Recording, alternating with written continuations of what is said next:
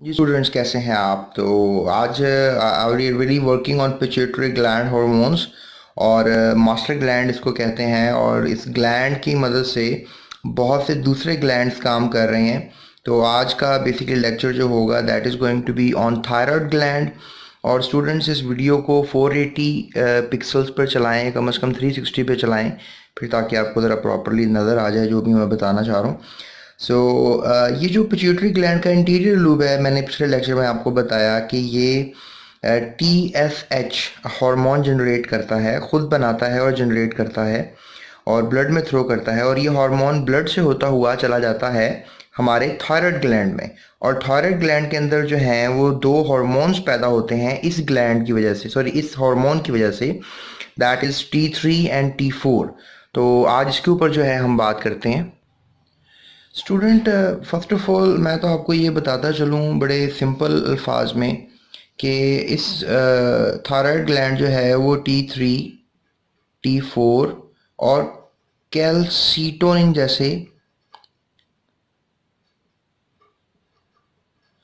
Hormones पैदा करते हैं। ठीक है, ये तीन हार्मोन्स आप याद रखो। These are the three major hormones which are being produced by thyroid gland. So बात करते हैं अबाउट थायराइड ग्लैंड में जो थायरॉक्सिन पैदा किया है।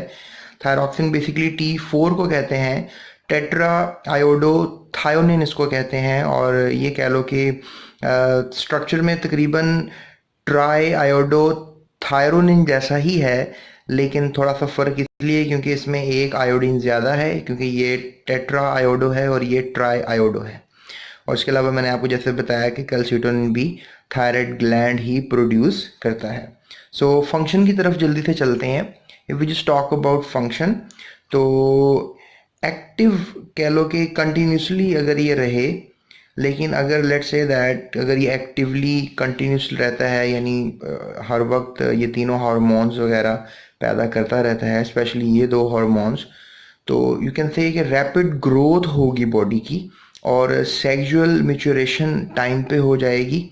और स्ट्रेस सिचुएशन में भी कोल्ड और हंगर वगैरह अगर आपको प्रॉब्लम्स आती हैं तो उसमें भी ये आपको हेल्प करेगा, राइट। तो you can just say that कि जो T3 और T4 हैं work in the same way. इन दोनों का काम करने का तरीकाकार एक जैसा ही है। जैसे for example the work on metabolism, ये हमारे ग्लूकोलिसिस ग्लाइकोलिसिस वगैरह हो रही होती है हमारी बॉडी में ग्लूकोज के टूटने से। जो सेल के अंदर हीट पैदा होती है या सेल में ATPs जनरेट होती हैं, तो ये हेल्प कर रहे होते हैं T4 एंड T3, राइट। तो इस चीज़ का हमें पता होना चाहिए। इसके अलावा यू कैन से कि जो हमारे पास थायराइड ग्लैंड है वो कंजक्शन वर्क भी करता है। कंजक्शन वर्क क्या होता है? जैसे ये हमने आपको पहले बताया था कि we have a hormone known as STH which is somatotrophin hormone. तो यू कैन से दैट कि उसके साथ मिलकर भी ये प्रमोट कर रहा होता है ग्रोथ को। और डायरेक्टली जो है अगर आप कहें कि स्टोमेटोट्रोफिन के साथ मिल गया और थायरॉयड थायरॉक्सिन वगैरह हो गए, तो ये ब्रेन के सेल्स के ऊपर जाके काम करते हैं और उनको मेच्योर करने में हेल्प करते हैं, रीजनरेट करने में हेल्प करते हैं। तो you can just say that कि जो आपका ब्रेन है वो भी इस ग्लैंड के मरहूने मिनट काम कर रहा है। तो it's very important kind of glands. और अगर हम लेट्स से दैट इंसानों के अलावा किसी और जानवरों की बात करें, तो स्टूडेंट उसमें हम एम्फीबियंस की बात कर सकते हैं। एम्फीबियंस में जिनमें फ्रॉग्स जो हैं वो कॉमन एग्जांपल ली जाती है।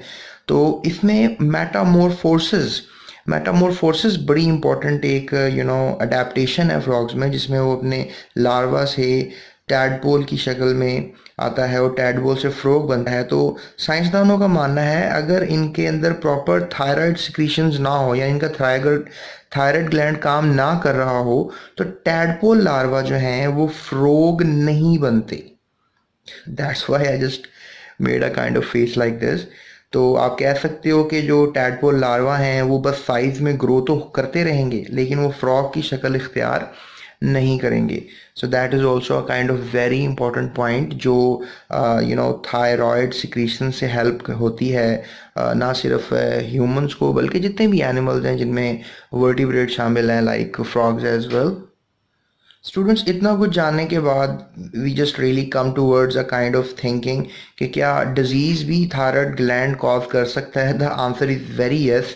कि अगर लेट्स से दैट कि थायराइड ग्लैंड जो है बहुत ज़्यादा थायरॉक्सिन पैदा कर रहा है, जो T4 बहुत ज़्यादा प्रोड्यूस कर रहा है, तो फिर हमें ग्रेव्स डिजीज़ हो सकती है। अब ये ग्रेव्स डिजीज़ क्या है? इसमें आप कह लें कि एक्सोफ्थेल्मिक गोइटर हो जाता है, यानी हमें एक बीमारी है इसे एक्सोफ्थेल्मिक गोइटर कहते हैं। उसमें क्या होगा कि हमारा metabolic rate, basal metabolic rate increase कर जाएगा और हमें कार्डियक अरेस्ट भी आ सकता है, यानी हमारा हार्ट काम करना रुक सकता है। इसके अलावा आपकी जो बॉडी के प्रोटीन है वो बहुत ज़्यादा हो जाएंगे, और बहुत ज़्यादा होने की वजह से थायरॉक्सिन को भी बहुत ज़्यादा निकालेंगे। और जो बॉडी के प्रोटीन है which are specifically known as abnormal body proteins, कुछ ऐसे बॉडी प्रोटीन ज़्यादा होने की वजह से थायरॉक्सिन ज़्यादा निकालेंगे, और ज़्यादा थायरॉक्सिन होगा तो आपको ग्रेव्स डिजीज़ हो सकती है, जिससे आपका हार्ट अटैक आ सकता है, या आपके मेटाबॉलिक रेट में बहुत ज़्यादा इंक्रीज हो सकता है, एंड एब्रप्ट मेटाबॉलिज्म आपको हो सकता है। जिस तरह सम टाइम आपकी बॉडी के अंदर मेटाबॉलिज्म का रेट एक्सीड कर जाएगा बहुत ज़्यादा, तो उसको आप ग्रेव्स डिजीज़ कह सकते हो। और लेट्स से दैट कि अगर फॉर एग्जांपल आप थायरॉक्सिन की आपकी बॉडी में जो थायराइड ग्लैंड है वो थायरॉक्सिन कम बना रहा है, डेफिशिएंसी हो गई है, तो फिर आपको लोग कह लो कि failure in the normal development of an individual हो जाएगा, यानी जो एक इंडिविजुअल है वो प्रॉपरली तौर से ग्रो नहीं कर सकेगा। Small size individual with course scanty hairs हो जाएंगे, उसके छोटे छोटे से गोल मचोल से बाल हो जाएंगे, उसकी जो स्किन है स्केली स्किन हो जाएगी और येलोइश किस्म की स्किन हो जाएगी, and it will look so odd. उसके अलावा मेंटल रिटार्डनेस उसको बेचारे को हो सकती है। इसके अलावा उसका सेक्सुअल फेलियर हो जाएगा, वो रिप्रोड्यूस करने के काबिल नहीं रहेगा। So this is the very dangerous situation जो थायरॉक्सिन की डेफिशिएंसी से हो सकती है। The question comes in the mind, आखिर थायरॉक्सिन को डेफिशिएंसी से बचाया कैसे जा सकता है? तो याद रखो स्टूडेंट्स, आयोडीन एक ऐसा एलिमेंट है विच इज़ रिक्वायर्ड। तो कहा जाता है कि जो सॉल्ट्स हैं उसमें आयोडीन होना चाहिए जो आप खा रहे हो। सो दैट्स वाई अगर आप खाओगे तो आपको ये प्रॉब्लम्स नहीं आएंगे।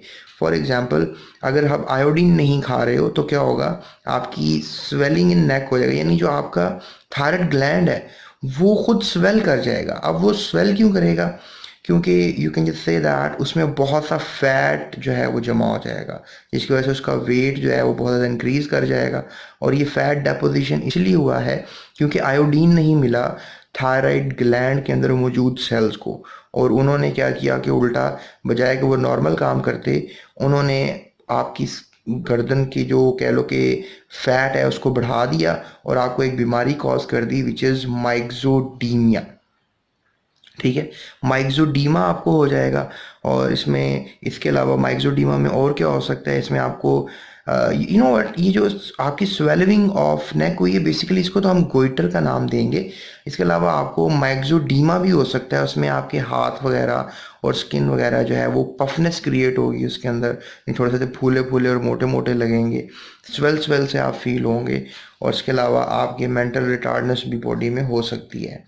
सो let's just think bit more.